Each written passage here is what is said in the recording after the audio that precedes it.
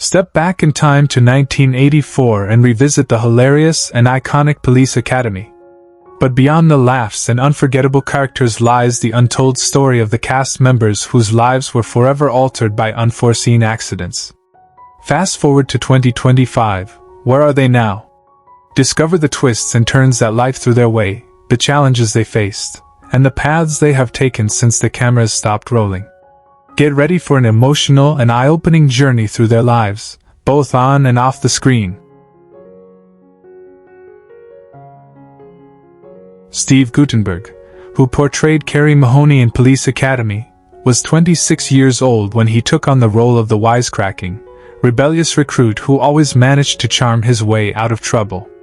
His effortless comedic timing made him the heart of the film, and for a time, he seemed destined for a long and successful career. But Hollywood is unkind to those who fall out of favor. After the Police Academy series, Guttenberg struggled to maintain his leading man status, gradually fading into lower-budget films and guest television appearances. His personal life mirrored his career's descent. His marriage to model Denise Bixler in 1988 was short-lived, ending in divorce 4 years later. He never remarried and had no children, often remarking in interviews about his regret at not having a family of his own. Financial troubles followed him as roles dwindled, and he was forced to sell his once lavish properties. Now 67 years old, he lives a quiet life, still appearing occasionally in films but never recapturing his former glory. His estimated estate is valued at $3 million, a fraction of what it once was. Kim Cattrall portrayed Karen Thompson in Police Academy at the age of 28, playing the intelligent, beautiful cadet who captured Mahoney's affections. Though Police Academy gave her mainstream recognition, true stardom eluded her until Sex and the City. Yet fame proved to be a double-edged sword. Behind the glamour, Cattrall's personal life was riddled with disappointment. She was married 3 times, each union ending in heartache. Her first husband, Larry Davis, left her disillusioned about love. Her second, Andre J. Lyson, ended when she prioritized her career over family. And her third, Mark Levinson, crumbled under the weight of unmet expectations. She never had children, a painful reality she once lamented, saying she had sacrificed motherhood for Hollywood. Her relationship with her Sex and the City co-stars soured, leaving her feeling alienated. Though she remains wealthy, with an estimated estate of $10 million, she lives mostly in solitude at 68, reflecting on the cost of ambition and the loneliness that came with it. George Gaines, who brought the bumbling yet lovable Commandant Eric Lassard to life at 67, had already seen a long career in Hollywood, yet Police Academy was his most iconic role.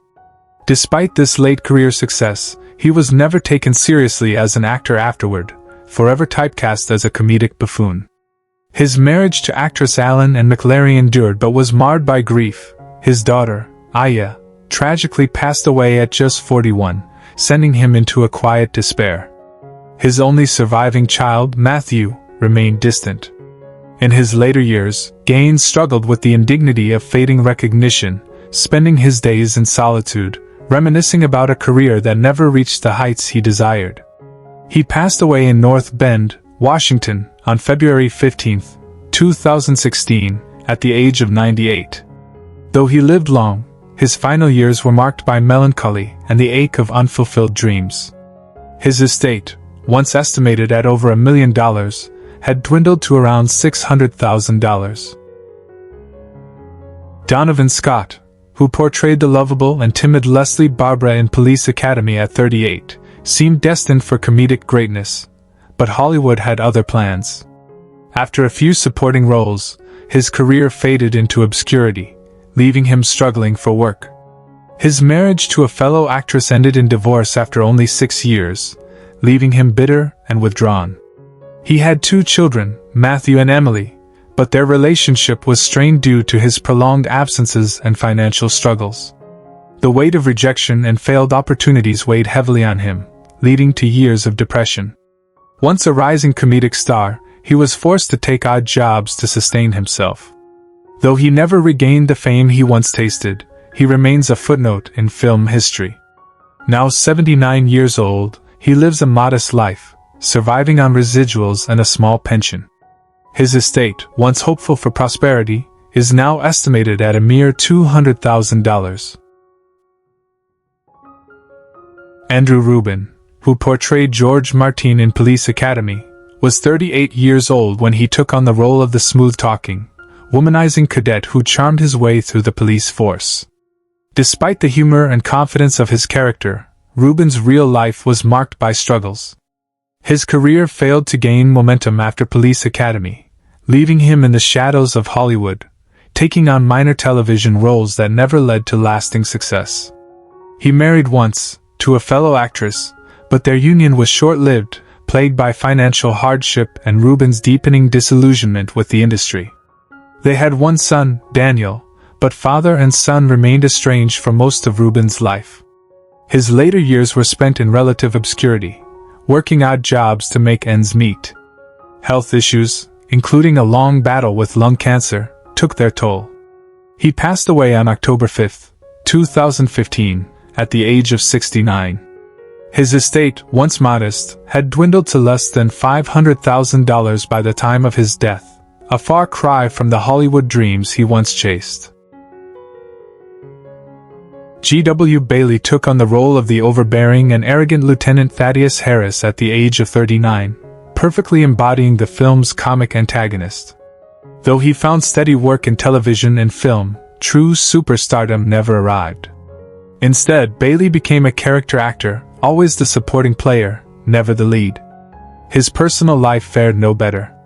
His marriage to his high school sweetheart fell apart after years of emotional distance and unspoken resentments. They had 2 children, either of whom remained close to him in adulthood. The silence of estrangement haunted him. In his later years, he threw himself into charity work, finding solace in helping others as a way to atone for his own failings.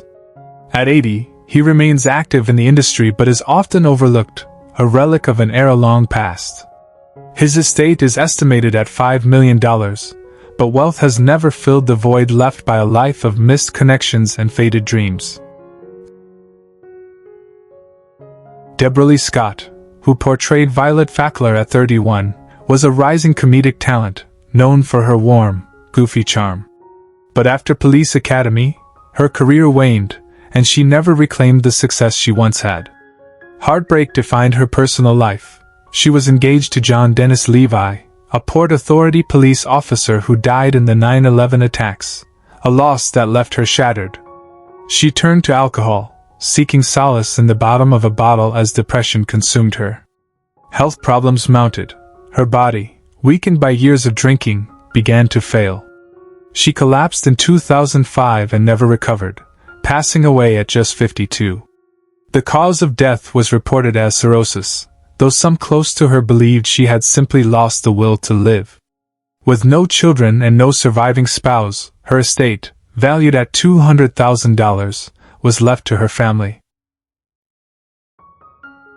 Bubba Smith, who played the towering yet gentle Moses Hightower in Police Academy at the age of 39, became an unforgettable presence in the film. A former NFL player turned actor, his transition to Hollywood seemed promising, but his career never flourished as he had hoped. Typecast as the intimidating yet kind giant, he struggled to find serious roles and ultimately withdrew from the industry. His personal life was equally troubled. Never married, he had a string of fleeting relationships but never found lasting love. Haunted by loneliness, he distanced himself from old friends and former colleagues. Smith suffered from financial instability, losing much of his earnings due to failed business ventures and poor financial management. His final years were marked by declining health, including chronic pain from his football career. Tragically, on August 3, 2011, he was found dead in his Los Angeles home at the age of 66, the result of acute drug intoxication and heart disease. His estate, once worth millions, dwindled significantly, leaving behind an estimated $500,000. Michael Winslow, who played the eccentric and sound-mimicking Larval Jones, was just 25 when he brought the character to life with his unparalleled vocal abilities. His talent was both a blessing and a curse. While it made him famous, it also typecast him, leading to a career where he struggled to be seen as anything beyond a human sound machine.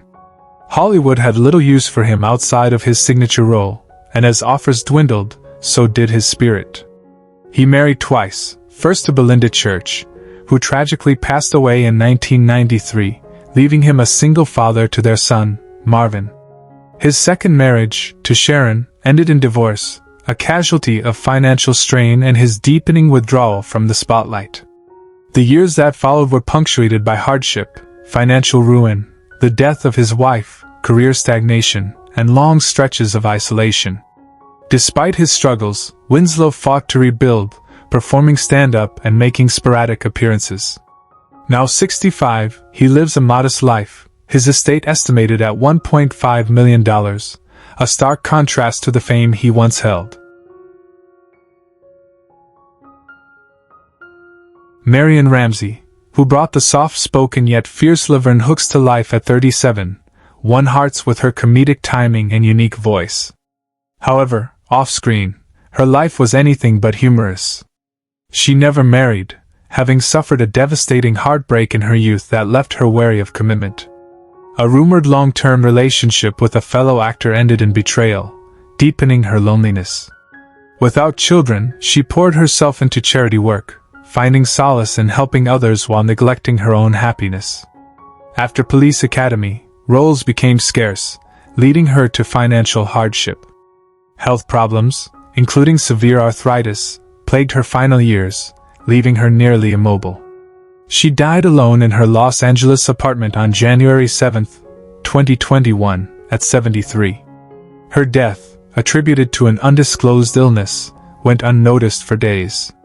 She left behind an estate worth a mere $300,000, her final years defined by struggle rather than the laughter she once brought to so many.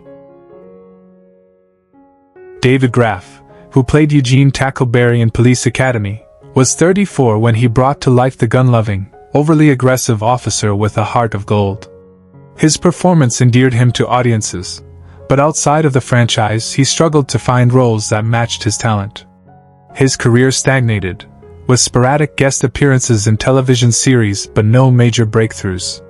He married actress Katharine Graff, and they had 2 sons, Daniel and Sean, but his dedication to work often left him absent from their lives. The pressures of providing for his family weighed heavily on him, and he often expressed regret for missed moments with his children. He suffered from high stress and health complications, which tragically led to a fatal heart attack on April 7, 2001, at the age of 50.